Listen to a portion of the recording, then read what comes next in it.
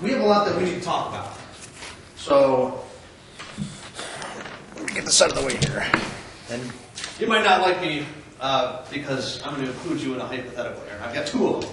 But you and I are going to go on a little time-traveling adventure, okay? Why don't you and I hop in our time machine and let's go back 30 years to see my mom over at Woodstock, okay? Here's the big concert. There's all these people smoking marijuana, okay? And let's talk about, let's see, oh, there's some random people out there, they're passing around a joint, okay? Okay. And let's talk about what happens when, you know, just let's say Mr. Smith over here takes a puff off of that joint, okay? Now,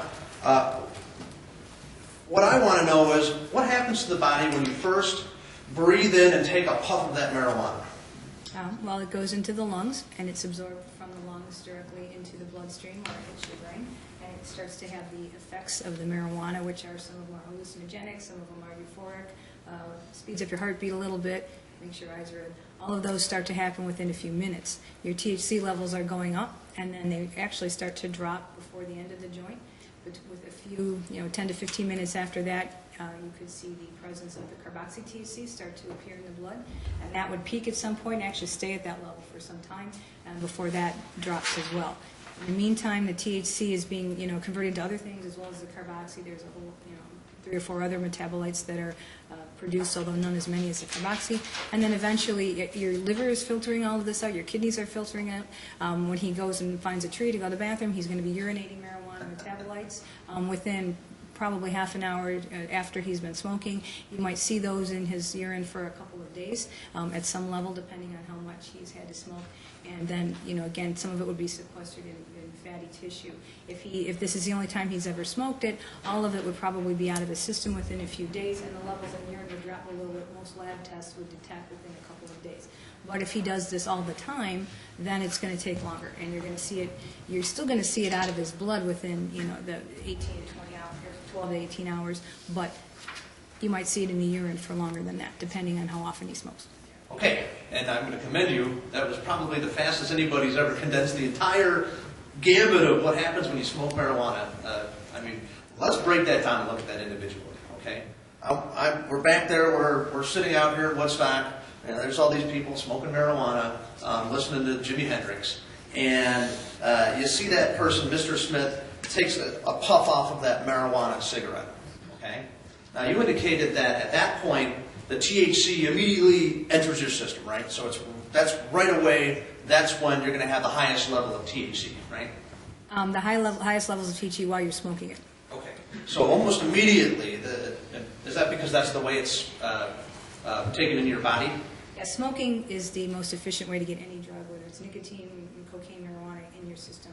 So it really, when we see this this guy grooving out over there, you can pretty much be guaranteed that his THC is the highest the moment that he puffs on that marijuana cigarette, right? Not at the first puff, but after, while he's smoking it, after it's being absorbed. By the time that he's done with the cigarette, his THC levels have peaked.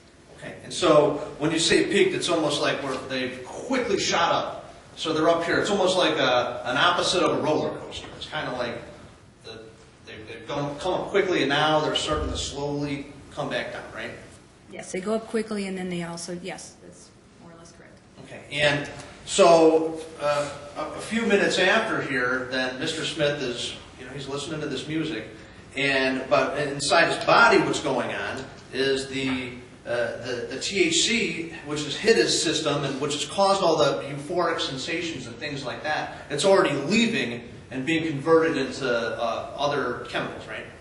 Yes, it's being converted into other chemicals, and it's also being taken up into the tissues.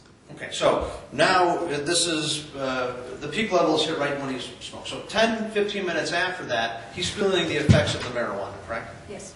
And his THC value is going down. Now, as the way I think about it, correct me if I'm wrong, as the THC is being broken down through the body, what happens is that other compounds are forming, right? You're in a car and you turn on your car and the gas is being changed into carbon dioxide. Is that kind of how it's going on here? I'm a layperson. I'm trying to relate. Yes, as the THC is broken down to metabolites. Yes. Okay, so as the THC value is going down, other metabolites are forming, but carboxy-THC isn't the first one that's forming, right? Not sure if it's the first one, but it's the one that's the most abundant one. Well, let's talk about what happens right after that. As the THC breaks down, then there's some other molecule that forms, right? Yeah, there's 11-hydroxy and 9-hydroxy. Okay, so what is that? Is that a metabolite? Yeah, there's a whole slew of other metabolites. 8-hydroxy is active. Some of them are active, some are not. But again, this one is the one that forms the most of it. So Mr. Smith is, as he's listening to Deep Purple or whoever's playing out there, he's what was that called? Not carboxy-THC, not THC, but the other one, the one that happens in the middle. Well, there's 8-hydroxy.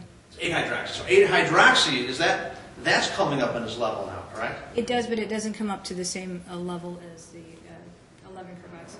So does that come before the carboxy-THC? It's all right around the same time. I'm not really sure which one would be the first one because you see these things very quickly after you are smoking it. I mean, as your THC levels are going down, these other things are coming up. Which one comes up first, I don't really know. But this one is the one that you get the most of. Okay. So finally then, the body is converting this THC and the hydroxy stuff, whatever that is. And ultimately what's happening is you're getting this carboxy-THC, right? Yes. Okay. And when we're looking at the reverse roller coaster here, here's the THC going down, and up comes the carboxy-THC? Yes. And so at some point they meet, right? Yes. How long does that usually happen at? Depends on how much you're smoking, the time frame of you're smoking it, and whether you're smoking repeated cigarettes. So in lab studies, they usually only give you one cigarette within an hour of the smoking, but in the real world where people probably, smoke and stop and smoke some more, could be at any time. So, and we're going to get into I remember you brought up the fact that you and I have talked before, I've cross-examined you before, and I'll talk to you about another case that you testified in called People versus Dare, but there's something from that you testified to that I want to talk about today, and it's a study in Amsterdam. Are you familiar with this study? You're talking about the driving studies? Yeah, yes. that one. Yes. Okay, well, keep that in mind here because we need to talk about that. But first, let's get back to what happens here with the carboxy-THC. So you're saying that in laboratory studies, not in the real world, but in laboratory studies under controlled conditions, that there's going to be THC and carboxy-THC hitting in about an hour, right? Under the conditions that they did Maryland studies. I've seen it in our cases, so it does happen in the real world as well, where we have THC and carboxy-THC numbers almost the same. We report them all. And those could be done hours after the stop of the vehicle, right? I doubt it was hours. Well, yes, or I mean, you've seen it though, right? I've seen them at the same time, yes. But I mean, I really doubt that they were smoking under the same conditions as in the lab. Well, we'll talk about that in a second. We'll put that thing about what you've seen in your results aside. The lab stuff, when you're talking about in the lab, that's not real world conditions, right? Correct. And one thing that's very difficult about when you analyze marijuana and when you're looking at marijuana and how it works in the body is it's tough to kind of do a dose, right? To figure out one dose because you're having people smoke it, right? In marijuana studies? Sure. Oh, there has been all kinds of research into what constitutes a dose. In Maryland, Eustis's studies at NIDA, they have somebody that makes them these cigarettes with defined amounts of cannabis in them. So they have a low-dose cannabis cigarette and a high dose, but they found that people smoke them different. So when they have the low dose, they inhale more deeply, presumably to get a more efficient delivery, and then the high dose, they don't inhale as deeply. So then they had to do another whole study where they instruct people on how many puffs to take and how long to hold the puff. So it's more complicated than it looks like. Yeah, and that's something that a lot of academics talk about. It is difficult, right, to sort of, because here we are back in Woodstock, and we see Mr. Smith over here, but then up on the stage there's Jerry Garcia, and he's holding that in for a while, right? So that would actually cause a difference in the amount of THC that comes in your body, correct? Well, and there's different THC in the different plants, too. So, yeah, your marijuana Well, basically... say they have the same marijuana. They're both buying from the same drug dealer. There's not really quality control in your street drug users, so I don't really know. I mean, everybody's marijuana is probably a little different, and how your cigarette's packed and all. I mean, that's. But say that's the same thing. Yeah, I mean, say they're smoking the same thing, and we've got Jerry